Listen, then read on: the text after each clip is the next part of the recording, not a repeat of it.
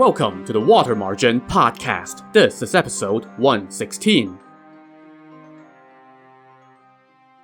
Last time, Song Jiang and company got off to a great start in their campaign against the Liao kingdom, capturing 2 key prefectures. When word of this got back to the Liao court, one of the officials, Minister Ouyang, advised the king that he should offer Song Jiang and his former bandit buddies riches and cushy government jobs. You know, everything that they had not gotten from the Song court, in order to induce them to defect to the Liao. The king agreed and sent Minister Ouyang to see Song Jiang and make this offer.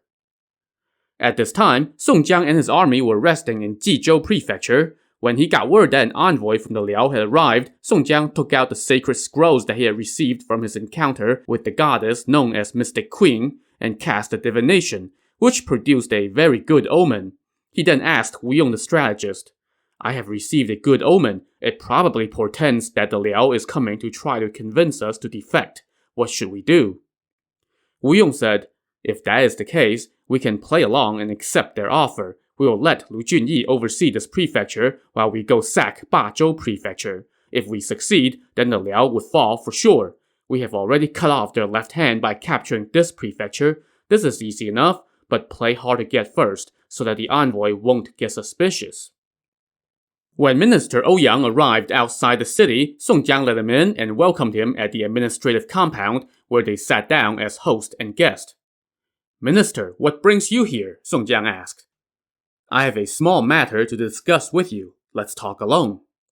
So Song Jiang dismissed everyone and invited Minister Ouyang to a private room in the back.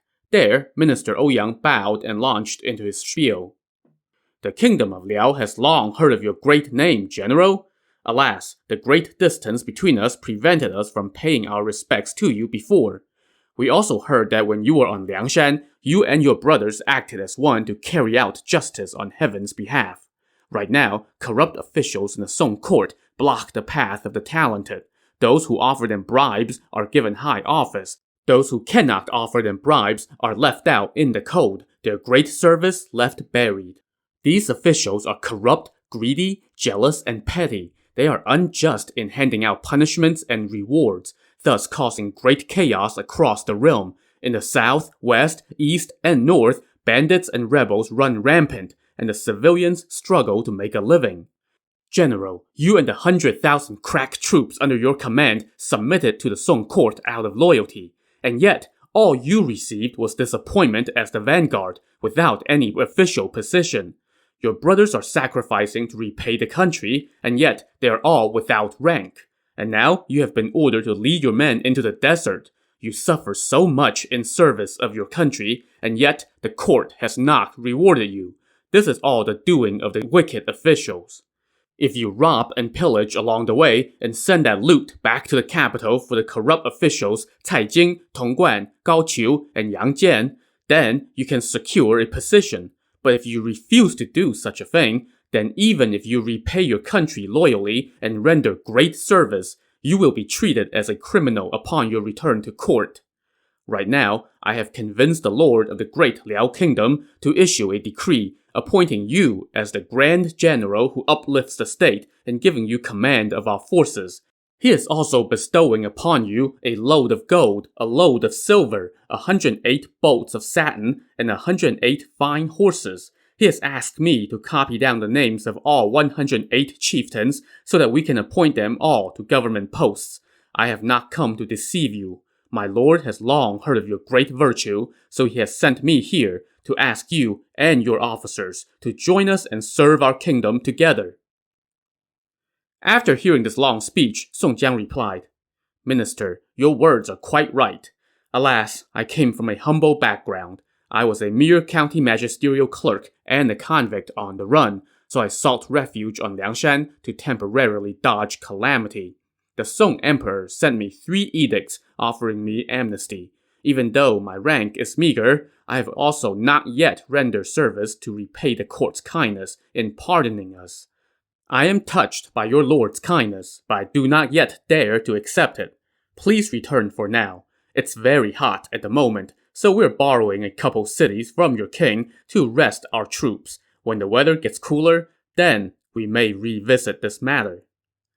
Minister Ouyang pressed, General, if you do not spurn us, then please accept the gold, silver, satin, and horses. When I get back to court, I can continue to advocate for you.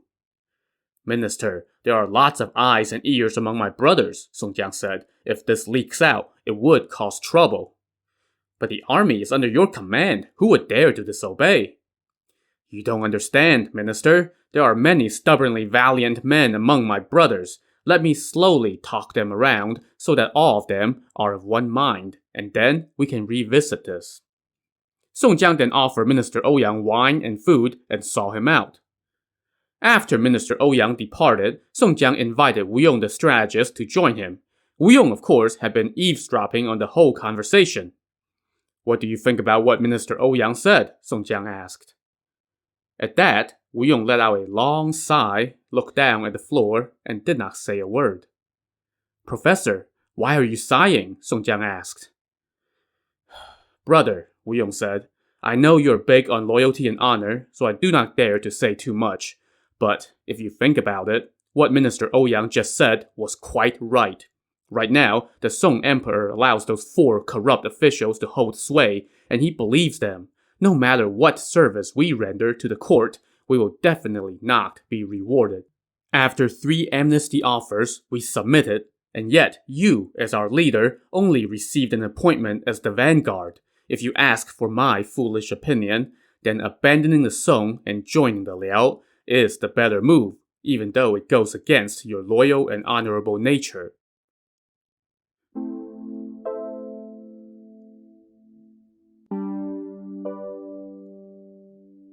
The next day, neither Song Jiang nor Wu Yong said a word about the Liao envoy's offer or their conversation to anyone else. Instead, Song Jiang asked Gongsun Sheng, the Taoist priest, about his master, Priest Luo. Now remember that Gongsun Sheng was from these parts, and his master, Priest Luo, resided in a nearby mountain and was quite the powerful Taoist, as Li Kui the Black Whirlwind could attest to. Song Jiang now asked if Gongsun Sheng would be willing to take him to go pay his respects to Priest Luo. Gongsun Sheng said, I have been thinking about visiting my mother and my master. I just haven't said anything because military matters have not yet been settled. I was just about to ask you for leave today. Turns out you want to come along. Tomorrow morning, let's go visit my master together, and I can see my mother as well. So the next day, Song Jiang temporarily handed command over to Wu Yong and then prepared some nice incense, fruits, and valuables. He, Gongsun Sheng, and 6 other chieftains not named Li Kui, then rode out with 5,000 foot soldiers and headed to Double Immortal Peak. When they arrived, Song Jiang could see that the mountain was covered with green pines and the oppressive heat dissipated into a cool breeze. They made their way up the scenic mountain and arrived at the Taoist sanctuary. They tidied up their outfits, entered with gifts in tow, and headed to the main hall. The priests in the sanctuary recognized Gongsun Sheng and came forth to greet him and welcome his companions. Gongsun Sheng asked where his master was, and the other priests told him that Priest Luo had been spending most of his time meditating in a secluded place in the back lately, and rarely came out to the common areas of the sanctuary. So Gongsun Sheng and Song Jiang headed to the private quarters on the back side of the mountain, along some winding paths. After less than a mile, they saw a fence of brambles. Outside the fence stood pines and cypress trees. Inside the fence were pretty shrubs and flowers. In the center, there were 3 connected snow caverns, and Priest Luo was sitting inside reading scripture. An acolyte came out to open the door for the visitors. Gongsun Sheng went in first and paid his respects to his master, and then said, Your disciple's old friend, Song Jiang, has accepted amnesty. Now, he has received a royal edict to serve as vanguard and lead troops against the Liao invaders. When he came to Jizhou, he wanted to pay his respects to you. He is waiting outside. Priest Luo immediately invited Song Jiang in. After exchanging greetings, Song Jiang asked Priest Luo to sit and receive a bow from him. General, you are a top officer of the state, while I am a mountain rustic. How would I dare? The priest protested. But Song Jiang insisted, and so Priest Luo relented and sat down. Song Jiang now burned some incense and then offered up 8 deep bows. He also told the other 6 chieftains who accompanied him to bow as well. After all this, Priest Luo asked them to sit down, and his acolyte brought out tea and fruits. Priest Luo now said to Song Jiang, General, you correspond to a heavenly spirit, and your fame is known throughout the land. You and your brothers carry out justice on heaven's behalf. Now that you have submitted to the Song court, your great name will no doubt live on for all posterity. I was but a lowly county magisterial clerk, Song Jiang said. I fled to Liangshan because of my crimes. Thankfully, heroes came from all over to join us. We are of one mind and as close as family, as if we were born from the same womb. It was only because heaven gave us a sign that we realized we correspond to heavenly spirits. Now we have been commanded by His Majesty to lead a large army and attack the Liao kingdom. It's my great fortune to pass by your immortal realm and get a chance to pay my respects. I hope you can point me toward the right path. I would be most fortunate. Priest Luo replied, General, please stay a while and have a vegetarian meal. It's getting late, so please stay at my humble abode tonight. You can depart tomorrow morning. How does that sound? I was intending on asking for your guidance, so of course I will stay, Song Jiang said. He then told his entourage to offer up the valuables that they had brought, but Priest Luo said, I am an old man living quietly in a rustic retreat. I have no use for riches. A cloth gown to cover my body is good enough. I have never worn silks. But you, General, command armies and must spend thousands every day to reward your troops. Please take back your offering. I have absolutely no need for such things. I will just keep the platters of fruits. After much back and forth, Priest Luo prevailed and Song Jiang had to put away his gifts. After they ate and drank tea, Priest Luo told Gongsun Sheng to go home and see his mother, and then come back the next morning to accompany Song Jiang back to the city. That night, the priest kept Song Jiang in his quarters, and Song Jiang poured out his heart and asked the priest for guidance. Priest Luo said, General, your loyalty and honor are the equal of heaven and earth, so the gods will definitely protect you. In life, you will receive a high office. In death, you will be worshipped. I have no doubt about it. But you have an unfortunate imperfect destiny.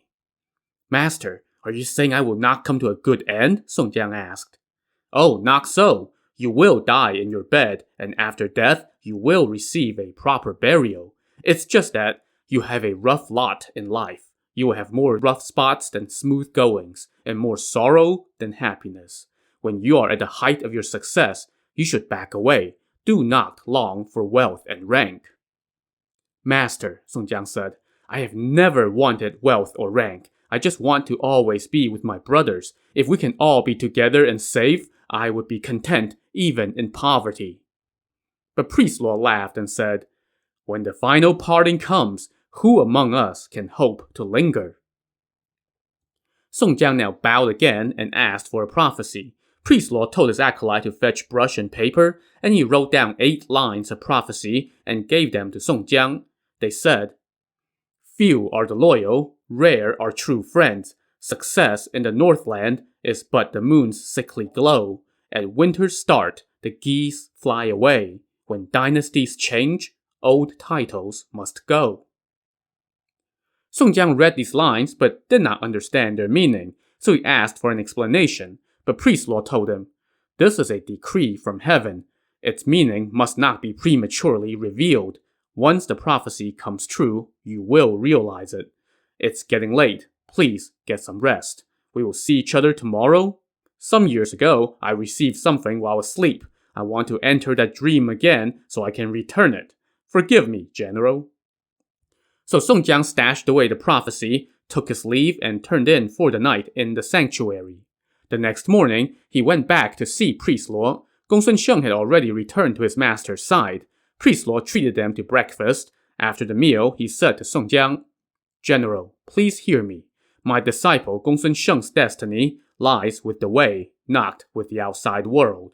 But if he stays here today to look after me, he would be neglecting his bond with his brothers. So today, he will follow you back to achieve great success. When you return to the capital in victory, then he will take his leave of you. I hope you will allow him to go then, so that I have someone who can carry on my knowledge, and his mother won't have to keep worrying about him. You are a loyal and honorable man, so you will no doubt act loyally and honorably. Will you oblige me in this?" Song Jiang replied, "Master, how would I dare to disobey your command? Besides, Master Gongsun is my brother. Where he goes is up to him. I would not dare to stop him." Both Priest Luo and Gongsun Sheng offered their gratitude for that promise. Everyone then took their leave of Priest Luo, and he saw them out to the front of the sanctuary and wished Song Jiang good luck. Their horses were already fed and prepped, and the priests at the sanctuary saw Song Jiang and company out. Out of respect for the sanctuary, Song Jiang told his entourage to travel on foot and lead their horses behind them until they were halfway down the mountain. Then, they got back in the saddle and rode back to Jizhou Prefecture.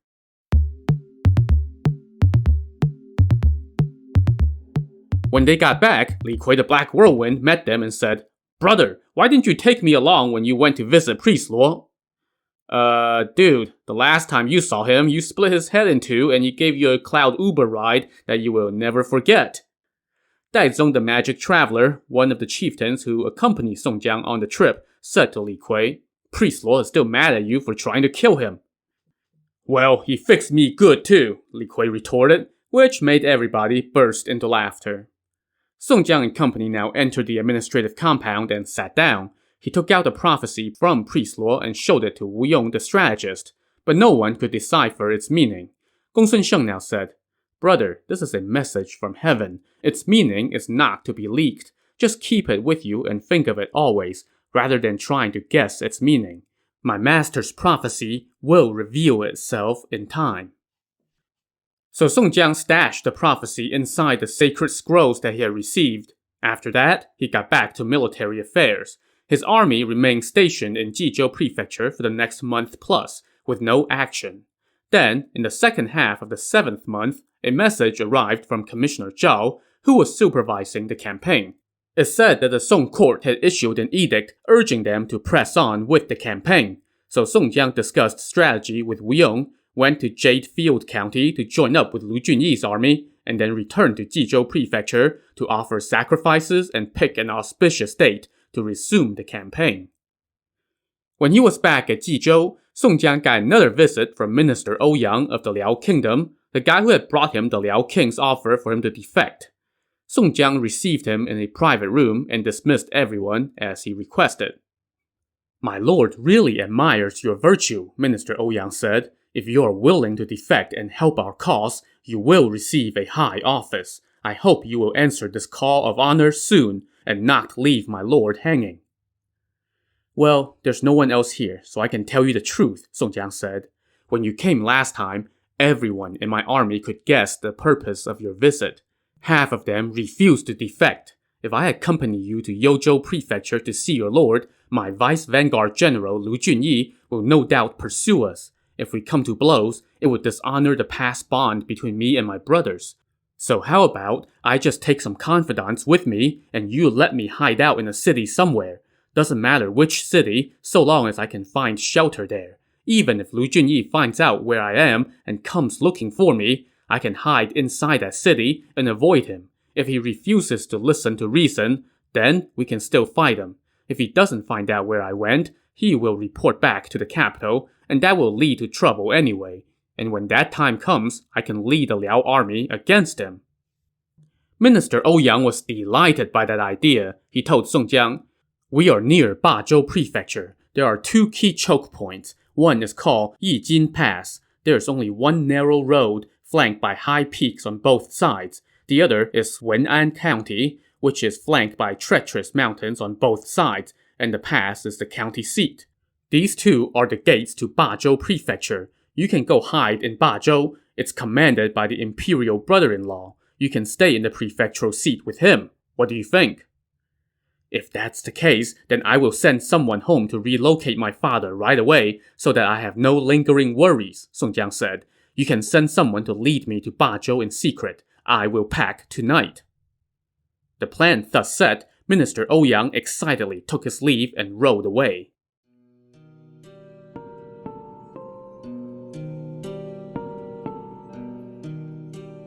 Two days later, Minister Ouyang rode back to Jizhou Prefecture and told Song Jiang, "My lord knows that you are a good man. Since you have decided to defect, There's no need to fear the Song soldiers.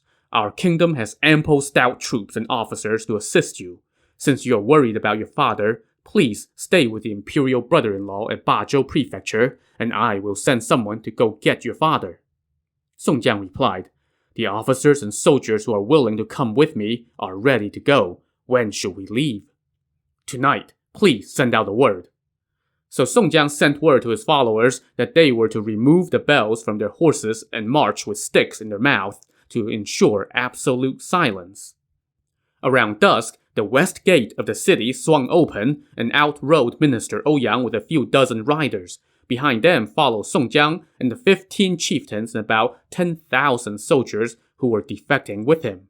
They quietly sneaked away from the city.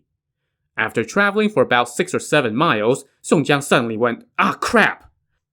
My strategist Wu Yong was going to defect with us, he told Minister Ouyang, but this happened so quickly that he couldn't join us in time.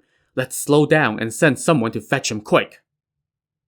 It was around midnight when they approached Yijin Pass. Minister Ouyang shouted for the soldiers defending the pass to open up, and they did so promptly.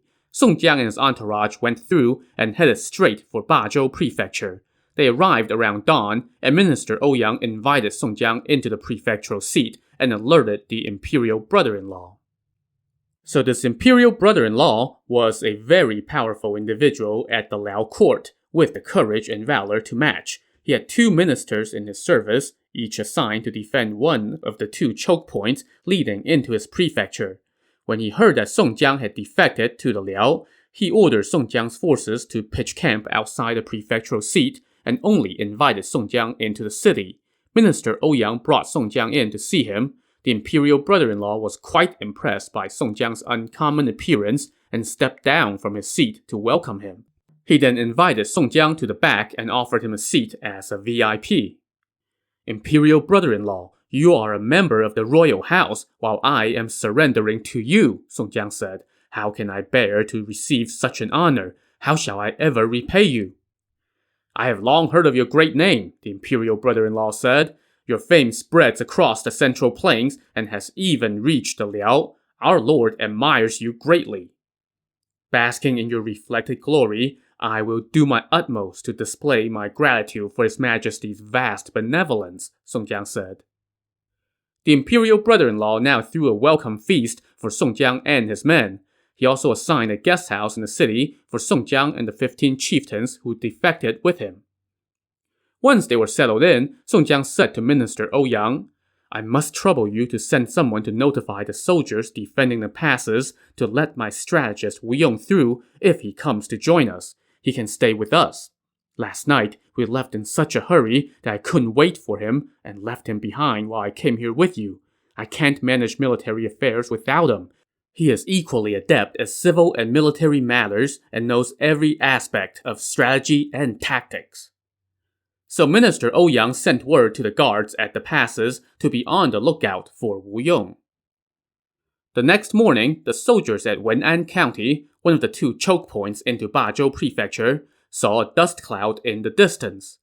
And before long, a few dozen men approached the foot of the city, and the soldiers atop the wall prepared their defenses.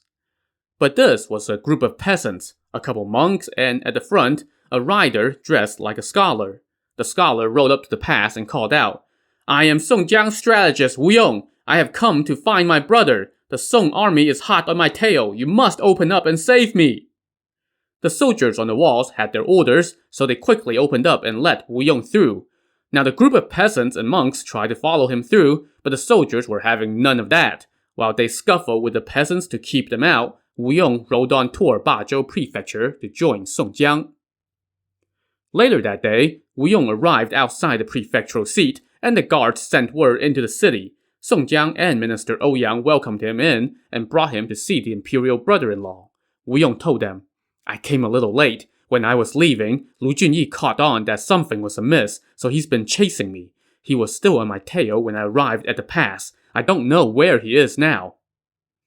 Soon they had their answer. Word came that a Song army was charging this way, so the imperial brother-in-law mobilized his forces and prepared to go out and fight. But Song Jiang said, Don't go out yet. Wait until he gets here. I will try to convince him to defect. If he refuses, then we can still fight him. Soon, scouts reported that the enemy was near, so they all went up to the top of the wall to have a look. Below, they saw the Song army lined up in strict formation. Lu Junyi was decked out in armor, sitting atop his horse and wielding a spear, looking quite the impressive general. He reined in his horse under the command banner and shouted, "Tell that traitor Song Jiang to come out!" To see if Song Jiang can convince his former comrades to join him, tune in to the next episode of the Water Margin podcast. Also, on the next episode, we'll see what the fallout will be from Song Jiang's defection. So join us next time. Thanks for listening.